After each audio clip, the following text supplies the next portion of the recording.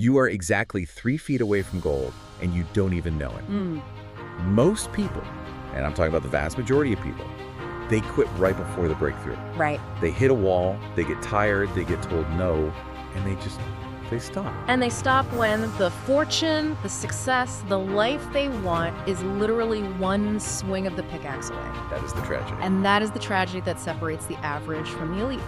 Today, we are breaking down the book that has arguably created more millionaires than any other in history. And here's the hook.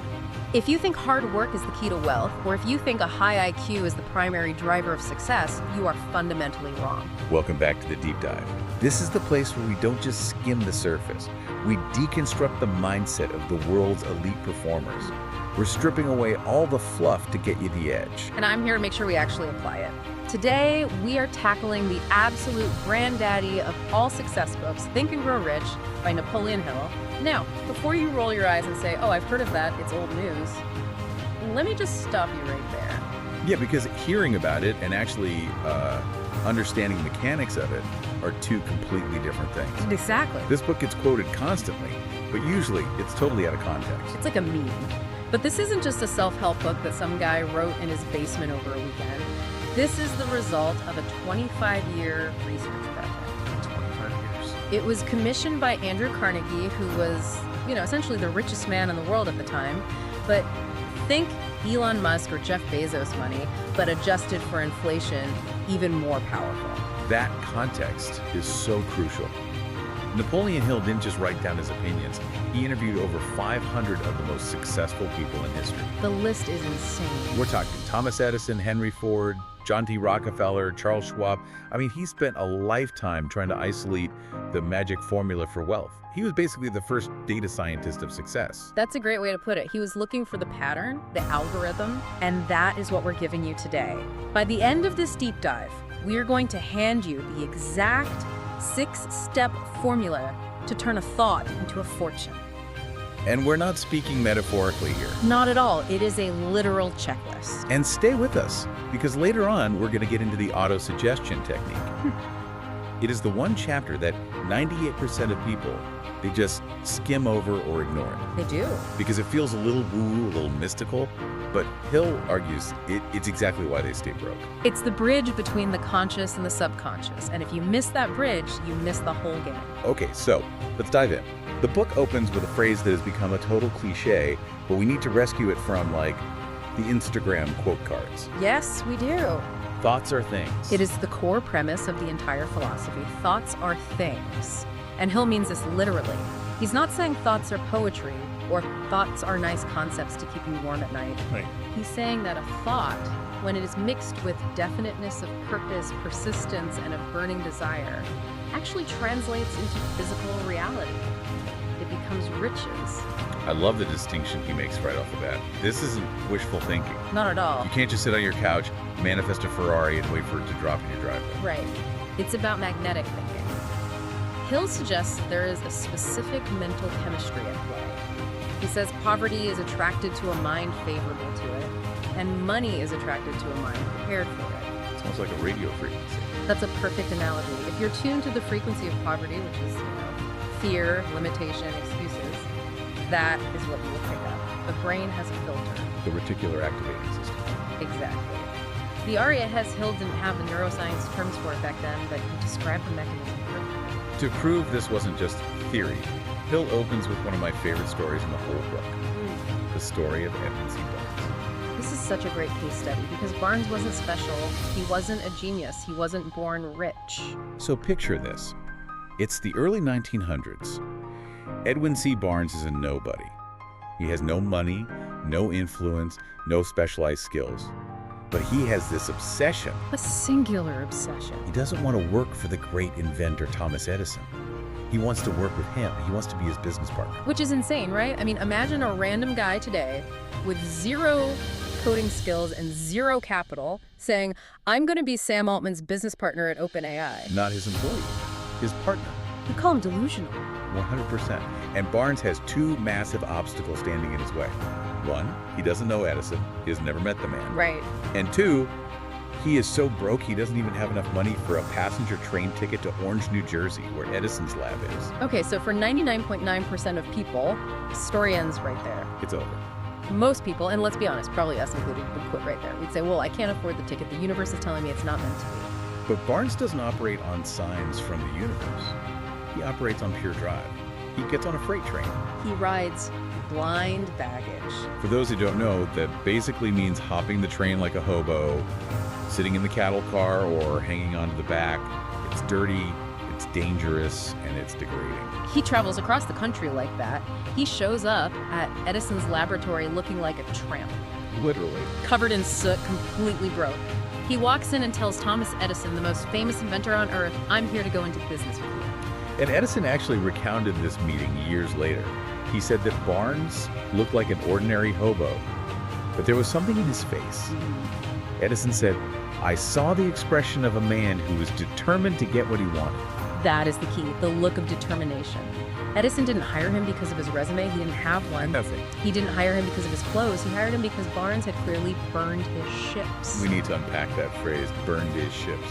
It's a military term, right? Yes. It comes from a story of a warrior, often attributed to Cortez or other historical commanders, who landed his army on enemy shores. They were outnumbered and terrified. So the commander ordered them to burn their own boats. The soldiers watched their only exit strategy go up in flames. The commander said, we win or we perish. There is no retreat. Barnes did that mentally. He didn't say, I'll try this Edison thing for a few months, and if it doesn't work, I'll go back to my old life. No. He said, I will succeed or I will die. But here's the twist, and this is so important for anyone listening who feels like they aren't getting their big break yet. Barnes didn't get the partnership immediately. He didn't walk in and get an office with his name on the door. Edison gave him a job sweeping floors. He was a janitor. He wanted to be a partner, and he ended up scrubbing the workshop. And this went on for a long, long time. 5 years. For 5 years, Barnes swept floors. He was indistinguishable from every other low-level employee, except for one thing. Which was? In his own mind, he was already Edison's partner. He never let that vision fade. He didn't become resentful. He didn't quiet quit. He was just waiting for the opening. Then the opportunity came through the back door. It usually does, doesn't it? It never looks like what you expect. It never does. Opportunity is tricky. It often comes disguised as misfortune or temporary defeat. Right. In this case, it was a failure of a product. Edison had invented the Edison dictating machine, later known as the Ediphone. I've seen pictures of these. It was a cool gadget, essentially a voice recorder for office dictation, but the sales team hated it. They thought it was a dud. They told Edison, we can't sell this, nobody wants it. And Barnes, the guy sweeping the floors, sees this machine that nobody wants, and he sees a gold mine. Because he'd been watching. Because he had been studying the business for 5 years. He knew the product better than the sales team did. He approached Edison and said, I can sell this. And because the actual salesmen were so negative about it, Edison probably thought, what do I have to lose? Right, let the janitor try. He gave the janitor a shot. And Barnes went out and didn't just sell it, he dominated the market. He sold so many that Edison gave him a contract to distribute it nationwide. And the slogan? The slogan became made by Edison and installed by Barnes. That partnership lasted for 30 years. Barnes made millions of dollars. Back when $1 million was an astronomical amount of money. It was a fortune. Huh. But Hill makes a point that the money was the least important part of the story. Yeah, that's not the real prize. The money was just the physical residue of the thought. The real asset was the knowledge that an intangible impulse, a desire, can be transmuted into material reality if you just don't give yourself a way out. Most people have a plan B. Barnes only had a plan A. And this is where most entrepreneurs fail.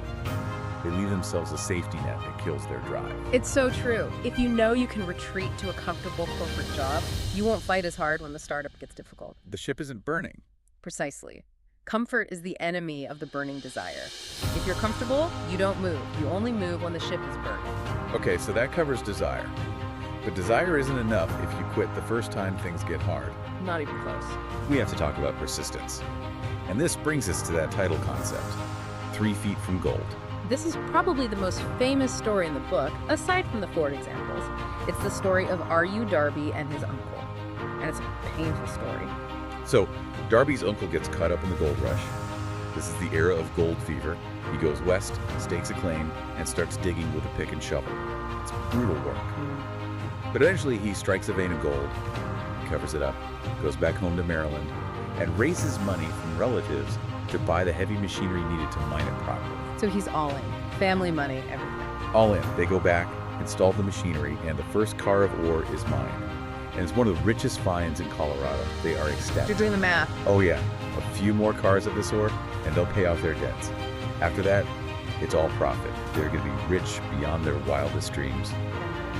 And then, the worst thing that can possibly happen happens. The vein of gold just disappears. It's gone. One day it's there, the next day, nothing. They drill, they dig, they get desperate. They are frantically trying to pick up the trail of the gold, but there's nothing. Just dirt. Imagine the psychological weight of it. You've borrowed money from your family. You've told everyone you've struck it rich. You've probably already mentally spent the money. And now, you're just staring at a hole in the ground. So they did what most reasonable people would do. They quit. They finally accepted defeat. They gave up. They sold the machinery to a junk man for a few $100s and took the train home in defeat. But the junk man, he wasn't just a junk man. He was smart. He was very smart. See, Darby and his uncle operated on hard work and hope. The junk man operated on specialized knowledge. That's the key difference. He didn't just assume the gold was gone. He called in a mining engineer. He asked for an expert opinion. This is such a crucial detail. He didn't start digging randomly. He got data. Exactly. The engineer looked at the mine, did some calculations, and realized the previous owners had failed because they didn't understand fault lines. The gold vein hadn't ended. The earth had shifted. The engineer said, the vein isn't gone. If my calculations are right, the gold is just 3 feet from where the Darby stopped drilling. 3 feet. The junk man dug 3 feet and hit the jackpot. Millions of dollars. All because he knew enough to seek expert counsel before giving up. Arya Darby lost a fortune. He missed out on millions because he stopped 3 feet short. But, and this is the redemption arc, he learned the lesson. He didn't let the failure destroy him. No. He went into selling life insurance. And he became one of the most successful insurance salesmen in history. He used that failure as leverage. He said that every time a prospect told him no, he didn't hear no. What did he learn? He remembered that gold mine. He told himself, I stopped 3 feet from gold, but I will never stop, because men say no when I ask them to buy insurance. So it's the analysis of temporary defeat. Hill says failure is a trickster. It has a keen sense of irony.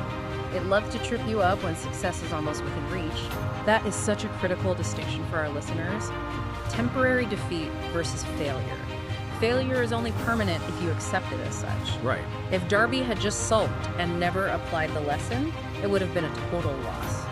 But because he transmuted that experience into a new resolve, the failure was actually the seed of his later success. And this is crucial if you're feeling stuck right now. If you are going through a depression, a slump, or a failure, listen closely. Hill says every failure brings with it the seed of an equivalent advantage. You did have to find it. You have to look for the gold in the dirt of the failure. It's always there, but you have to dig for it. Always. Okay, let's pivot. We talked about the stories, the mindset, but our listeners are operators. Yeah. They want the how. They want the manual. They want the manual. And Hill gives us 6 specific steps. This is the practical formula, and I love that Hill is so prescriptive here. He doesn't say just believe, he says do these 6 things. Let's walk through them. Step 1, be definite. Fix in your mind the exact amount of money you desire. It is not sufficient to say, I want plenty of money or I want to be rich. That's too vague. It's way too vague. The subconscious mind doesn't understand plenty. It understands numbers. You need to say, I want $10 million or I want $100,000. Be precise. It's like a GPS. If you tell the GPS, take me somewhere nice, it doesn't work. You need coordinates. Exactly. But step 2, the exchange. This one trips people up. It really does. Determine exactly what you intend to give in return for the money. This is where a lot of modern manifestation advice gets it wrong. They focus only on the getting. Hill is very clear. There is no such reality as something for nothing. That violates the laws of economics and physics. Are you giving a service, a product, your time, your specialized knowledge? You must define the exchange. It's the basic law of value. Money is just a medium of exchange for value provided. Okay, step 3, the date. Establish a definite date when you intend to possess the money. Someday is not a day of the week. You need a deadline to create urgency in the subconscious. Right. Gives it teeth. Step 4. The plan. Create a definite plan for carrying out your desire, and this is the kicker. Begin at once, whether you are ready or not. Whether you are ready or not, I love that. It's crucial. Perfectionism is just procrastination in a tuxedo.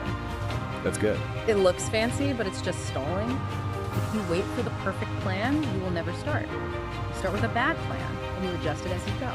Motion creates clarity. Step 5. The statement.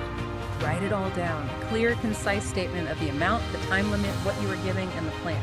Get it out of your head and onto paper. Makes it real. Writing is the first step of bringing a thought into the physical world. It makes it real. And finally, step 6. The program. This is the one Hill calls the most crucial step, and it's also the one that feels the most awkward. It does. Read your written statement aloud twice daily.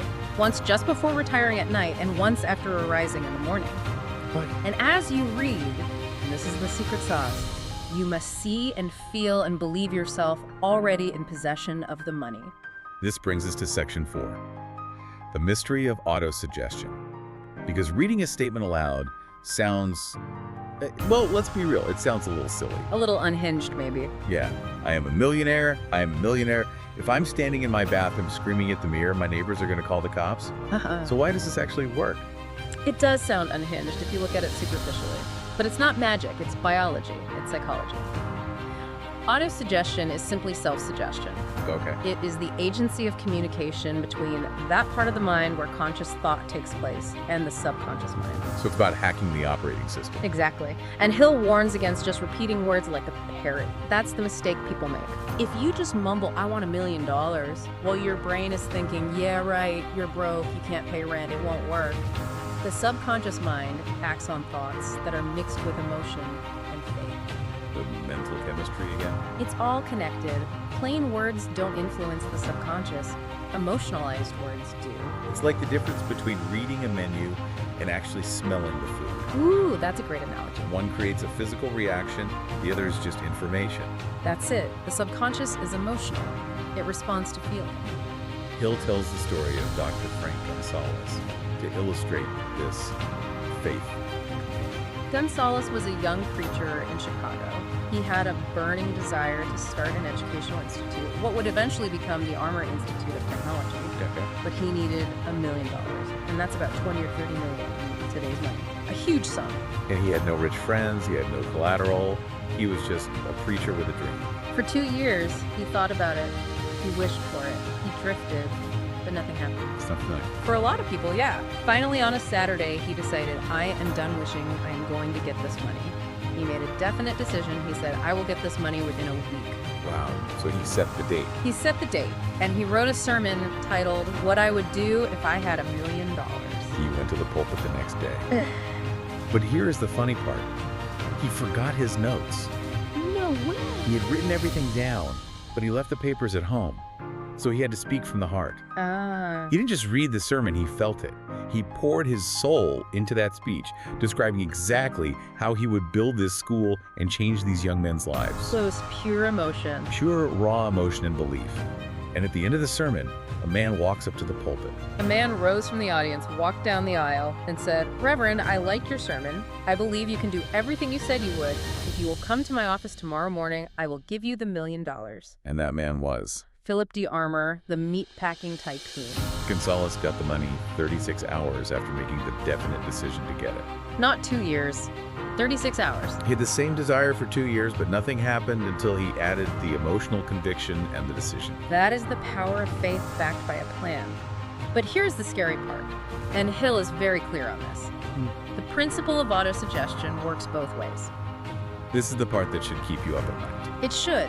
The subconscious mind does not distinguish between constructive and destructive thought impulses. It works with the material you feed it. So it's an engine. It's a powerful engine. If you feed your mind fear, worry, and poverty thoughts, your subconscious will translate those into reality just as quickly as it translates thoughts of riches. It's like a garden. Exactly. The soil doesn't care if you plant corn or nightshade poison. It will grow whatever you plant with equal abundance. That is terrifying and empowering at the same time. You are the gardener. You are. If your life looks like a mess, it's because you planted messy seeds. Exactly. You are the master of your fate because you control the input. You can't control the weather, you can't control the economy, but you can control the seas. Let's move to section 5, persistence and the hidden guide. Hill analyzed 25,000 people, and he found that the #1 cause of failure, the most common reason people stayed poor, was lack of persistence. He talks about this concept of a hidden guide that tests men. It's a poetic way of describing the natural resistance of the world. Right. Hill says the hidden guide lets no one enjoy great achievement without passing the persistence test. It's basically the universe checking to see if you're serious. Exactly. How bad do you want it? And if you fail the test, you simply don't make the grade. You disappear into obscurity. But if you pass, But if you pass, if you take the punishment and keep going, the world eventually says, okay, you win, and opens the gates. he gives the example of Fannie Hurst. She's not a household name now, but back then she was huge. Fannie Hurst is a great example for any creatives listening.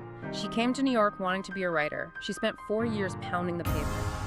She sent stories to the Saturday Evening Post. Do you know how many times they rejected her? I think it was something crazy. 36 times.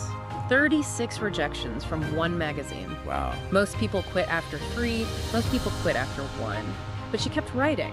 Eventually, she broke the ice, she became one of the highest paid authors in America, but she had to walk through 4 years of no. And Kate Smith, the famous singer. Same thing, Broadway said she wasn't pretty enough, they said she had no personality. She sang for years without pay, she just refused to stop. And she became A first lady of radio. The modern parallel here is obviously the startup world, or the creator economy. You launch a product, nobody buys. You post content, nobody watches. You feel like you're shouting into the void. It's the same mechanism. The market is testing your resolve. Are you a tourist or are you a pro? Ooh, I like that. Tourists leave when it rains. Pros stay. Now, Hill identifies the enemy of persistence. He calls it the alibi builder. And this is where things get uncomfortable. Oh, this hits home. Symptoms of lack of persistence. He lists a bunch, but the most dangerous one is the habit of building alibis. Excuses. I'm too old. I'm too young. I don't have the education. The economy is bad. My wife won't let me. I don't have the right software. And Hill says people defend their alibis because they create them. An alibi is your own brainchild. You nurture it, you protect it. Because if the alibi is real, then your failure isn't your fault. It protects your ego. But it destroys your bank account. That is brutal, but it's true. It's easier to say the system is rigged than to say I didn't try hard enough. Right. So listener, ask yourself right now, what is your favorite excuse? What's the one thing you keep saying is holding you back? And be honest. Hill is telling you that is a creation of your own imagination. Kill the alibi. Section 6. The mastermind and specialized knowledge. This is where we get into how of leverage. You can't do it alone. Hill defines the mastermind principle as the coordination of knowledge and effort of 2 or more people in a spirit of harmony for a definite purpose. Keywords there. Spirit of harmony.